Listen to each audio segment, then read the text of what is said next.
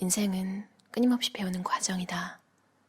학교 시험이나 대학 입시를 준비하는 청소년, 취직 시험이나 국가고시를 준비하는 젊은이, 기업 교육 혹은 개인적인 공부를 하는 일반인 등 누구나 계속해서 지식을 습득해야 한다. 빠르고 단단한 공부법.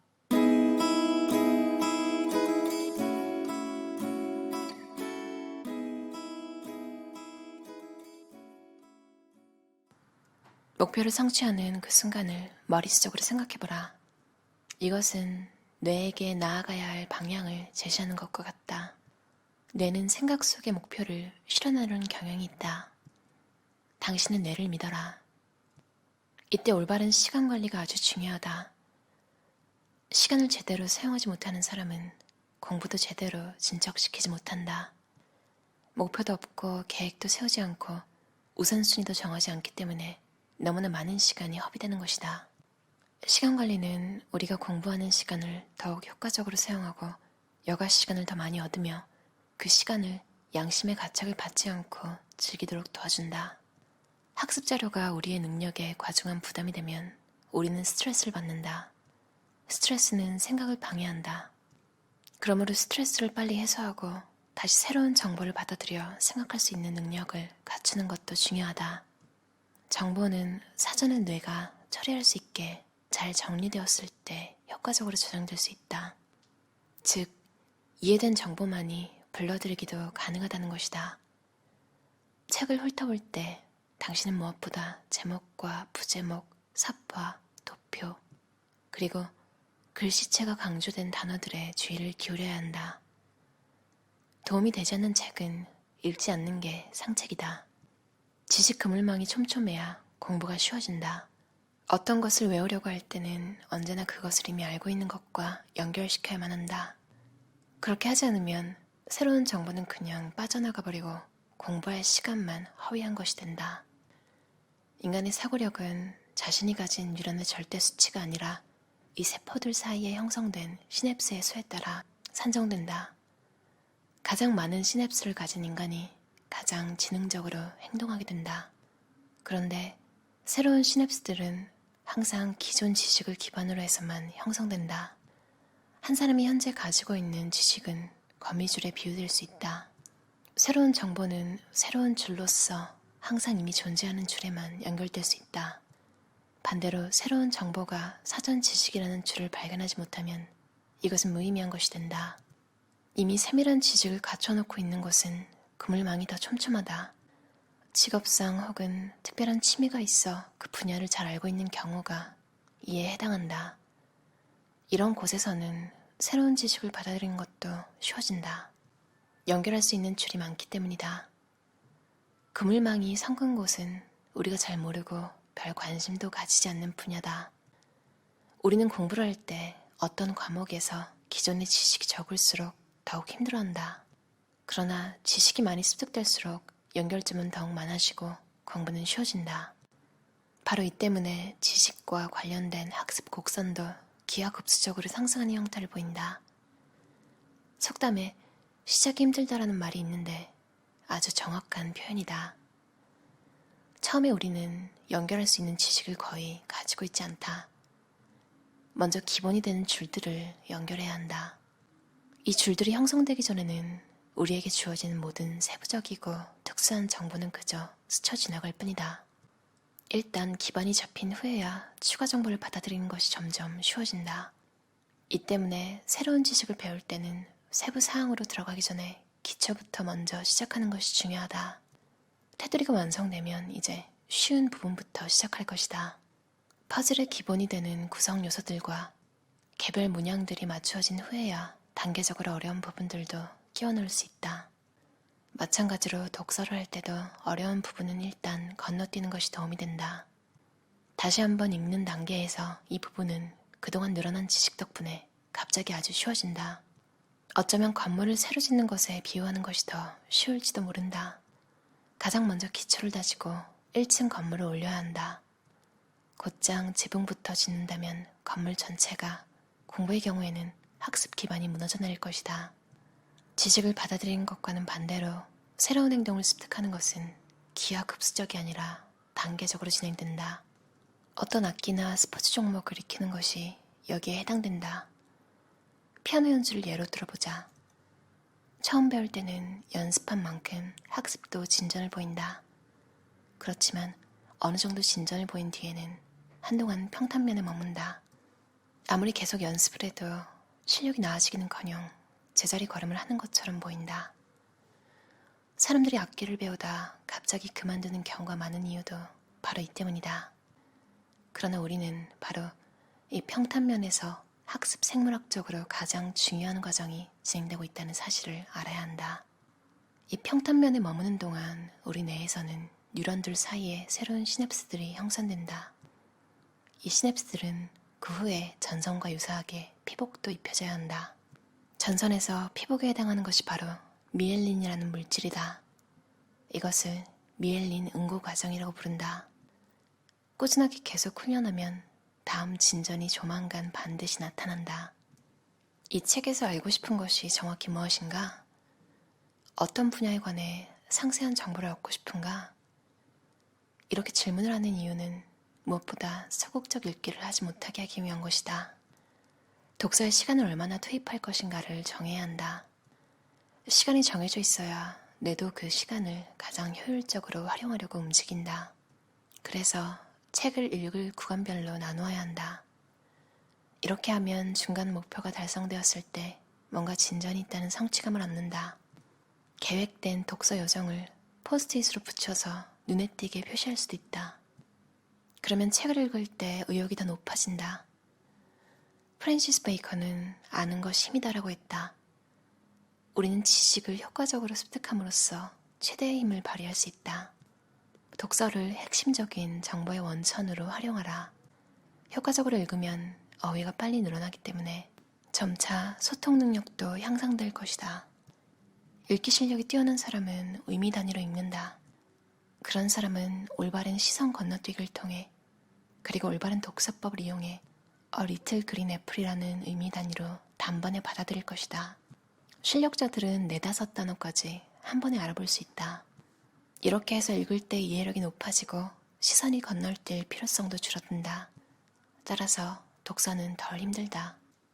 당신이 어떤 것을 외우고 싶을 때는 언제나 가능한 한 5가지 감각 모두를 투입해야 한다. 사람의 기억력에 관해 조사한 연구자료에 따르면 우리는 읽은 것을 10% 기억한다. 들은 것은 20%를 기억하고 그림 형태로 본 것은 30%, 듣고 본 것은 50%, 그것을 남에게 설명한 것은 70%, 구체적으로 적용한 것은 90%를 기억한다고 되어 있다. 여기서 수치가 정확한지를 놓고 논쟁하는 건 의미가 없다. 그 뒤에 숨은 원리에 주목해야 한다. 우리는 더 많은 감각 통로를 결합할수록 더 많이 기억한다. 45분 공부하고 5분 쉬어라. 새로운 정보를 저장하는 것이 중요하다면 적어도 45분 후에는 잠깐의 휴식 시간을 끼워 넣어야 한다. 5분이면 충분하다. 이해하는 것과 기억하는 것은 동시에 진행되지 않는다. 공부 시간의 4분의 1은 복습에 써라. 복습의 필요성을 잘 알고 있음에도 우리는 무작정 공부를 계속하고 시간을 차라리 새로운 공부에 투입하려는 경향이 있다. 당신이 비록 75%의 시간만 새로운 지식을 습득하는 데 사용했다 하더라도 장기적인 관점에서는 그렇게 하면 최고의 성과를 얻는다. 목표 없이는 아무리 좋은 공부법도 별 도움이 되지 않는다. 왜냐하면 행동의 최종 상태가 계속 불확실하기 때문이다. 여기서는 효율성과 실효성을 구분하는 것이 매우 중요하다. 목표를 세울 때도 당신의 인생 계획에서부터 시작해야만 한다. 왜냐하면 이것은 가장 먼 목적지이기 때문이다. 다음과 같은 질문에 스스로 답해보라. 내 인생에서 진정 중요한 것은 무엇인가? 나는 최종적으로 무엇을 얻고 싶은가? 당신의 가치관이 당신이 행동하는 기반이 된다. 당신에게 가장 우선적인 것은 무엇인가? 어떠셨나요? 빠르고 단단한 공부법이라는 책이었어요. 크리스티안 그리닝 저자의 책이고요. 공부법을 쓴 저자인 만큼 좀 화려한 경력이 돋보여요. 변호사이자 상거래 중재인이다. 법학을 전공하고 경영학, 영어, 라틴어를 부전공으로 대학 시절에 이미 마케팅 조사 및 IT 프로젝트를 위한 컨설팅 회사와 연수 교육 단체를 설립했다. 유럽 전역으로 비즈니스를 하면서 대학을 다니던 도중에 사법고시에 도전도 했대요. 독일 전역에서 공개 강연, 학습 세미나 등을 개최하며 학습 사이클, 비주얼 리딩, 신경 언어학, 창의성 개발 등 빠르고 단단한 학습법 열풍을 일으키고 있다. 진짜 솔직히 말하면요, 일본식 공부법 책 있죠. 진짜 말장난 해놓은 것 같은 책들 있잖아요. 그런 책들 여러 권보다 이 책 한 권이 더 믿음이 갔어요, 읽는 동안.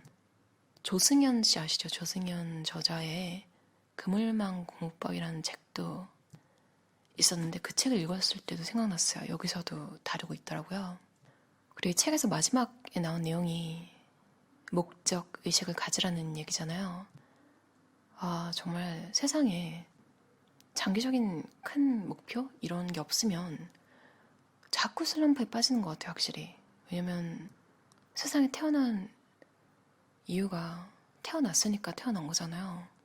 의미는 우리가 만들어 가야 되는데 확실히 뭔가 큰 생각을 가지고 있는 사람들이 슬럼프에 덜 빠지는 것 같아요. 빠지더라도 금방 나오고. 왜냐면 왜 사는지 모르겠다 이런 생각 많이들 하잖아요. 그때 그 우울한 감정에서 나를 끌어내주는 게 하고 싶은 일들, 하다못해 뭐 버킷리스트 굉장히 자잘한 것 여러 개 모인 것도 좋고요. 뭔가 아직 좀 덜 이룬 게 있어야지 살아가는 재미가 있는 것 같아요. 사실 어려운 질문이잖아요. 그래서 이 책에도 방법이 나와 있는데 여러분도 한번 해보세요. 당신이 80회 생일 맞이했다고 생각해보라. 이제 당신 인생의 각 분야에서 연사들이 등장해서 당신의 업적에 관해 보고한다. 당신은 어떤 말을 듣고 싶은가? 이것이 당신의 인생 계획이다. 당연히 이건 최종적인 건 아니고 계속 발전시켜 나가면 된대요. 그리고 어떻게 보면 너무 당연한 건데 한번 짚어주니까 되게 도움되는 것 같아요. 그러니까 우리는 어떤 것을 외우려고 할 때 기존에 뭔가 알고 있는 거랑 연결을 시켜야 된다고 하잖아요. 이 책에서. 그 기억력 전문가들 있죠. 기억 잘하시는 분들 보면 뭔가를 자꾸 대입하잖아요. 하다못해 그 지금 눈앞에 보이는 가구나 그 방 안에 있는 것들이랑 외워야 할 것을 연결시켜가지고 뭐라고 해야 될까요? 어사인을 하잖아요. 그 것에 하나씩 대입을 해가지고 그런 식으로 외우더라고요. 그리고 저도 얼마 전에 새로운 사람들을 만나야 되는 곳에 간 적이 있는데 이름을 소개를 하잖아요. 여러 명이랑 인사를 하고 나서 확실히 그 이름이 뭔가 내가 원래 알고 있던 하다못해 만화가랑 이름이 똑같아서 기억한다거나 하다못해 그 이름이랑 비슷한 문장을 만들어서 한 번 더 찝거나 이렇게 한 사람들은 나중에도 다 기억이 나더라고요. 또 인사를 해야 될 때 예를 들면 어떤 사람 이름이 쿄스케라는 거예요. 전 딱 그걸 듣자마자 그 사람 얼굴 보고 어릴 때 봤던 멋지다 마사루라는 만화책 저자 이름이 우스타 쿄스케거든요. 그래서 이 사람은 마사루다. 혼자 머릿속에 그렇게 외우고 뭐 그런 식으로 그러니까 이름을 외워주는 게 굉장히 중요하다는 걸 알면서도 솔직히 힘들더라고요. 그래서 새 이름을 들으면 어떻게 해서든 뭔가를 연결시켜서 외워야 되는 것 같아요. 그러면 그 연관시킨 것이 먼저 떠오르고 그 사람의 이름이 떠오르더라고요. 어떻게 보면 좀 신나는 이야기 같아요. 시냅스 이야기가. 내가 어떤 분야에 관심이 있다면 오늘부터 차근차근 조금씩이라도 하면 할수록 공부가 더 쉬워진다는 거잖아요. 얼마나 다행이에요. 맨날 똑같은 노력을 기울여야 되는 게 아니라 이미 알고 있는 거에서 더해지니까 할수록 쉬워진다는 거죠. 그리고 저도 언어 때문에 진짜 스트레스 받거든요. 네이티브가 아닌 이상 외국에 살면서 가끔 진짜 나는 왜 이렇게 사람이 모자라지? 진짜 이런 생각 들 때도 있고요. 그만큼 언어라는 게 스트레스인데 저는 또 공부를 열심히 하는 타입도 아니라서 확 늘지도 않고 그냥 서서히 계속 늘어왔는데 그래도 또 안 되는 시기가 있거든요. 진짜 언어는 계단식이 맞는 것 같아요. 많은 책에서들 얘기하는데 계단식이라고. 그러니까 한번 확 오르고 다시 또 평탄하게 가다가 확 오르고. 근데 이 책에서 그 평탄한 시간에 마치 근육이 운동하고 나서 근육이 쉴 때 붙잖아요. 아, 이거랑 같은 방식이구나. 안 늘고 있다고 느낄 때 그때 머릿속에서 뭔가 작업이 이루어지고 있는 거구나. 기타 같은 것도 그런 것 같아요. 악기 같은 거. 안 되는 때가 더 많죠. 첫 방에, 한 방에 안 되는 때 훨씬 많은데, 그 다음날 또 하고, 그 다음날 또 하고, 그러다가 어느 날에는 똑같은 거예요, 그냥. 아, 난 이거 못하나 보다. 근데 하루나 이틀 쉬다가 딱 그걸 다시 보면 될 때도 있고요. 그게 어떻게 보면 복습을 한 거잖아요. 이 책에서도 강조하는 게 공부 시간의 4분의 1은 복습에 써라. 맞아요. 예습, 복습 정말 중요한 것 같아요. 지식 그물망을 촘촘하게 하는 삶. 여러분도 배우고 싶은 거나 지금 이미 배우고 있는 것들이 약간 슬럼프 같은 시기? 그러니까 계단식에서 평지를 가고 있을 때라면 그래도 믿으시면서 조금 기다리면 포기하지 않으면 다시 계단의 경사면을 확 올라가듯이 그런 시기가 곧 오지 않을까요? 그럼 오늘도 들어주셔서 감사합니다. 편안한 저녁 시간 보내세요.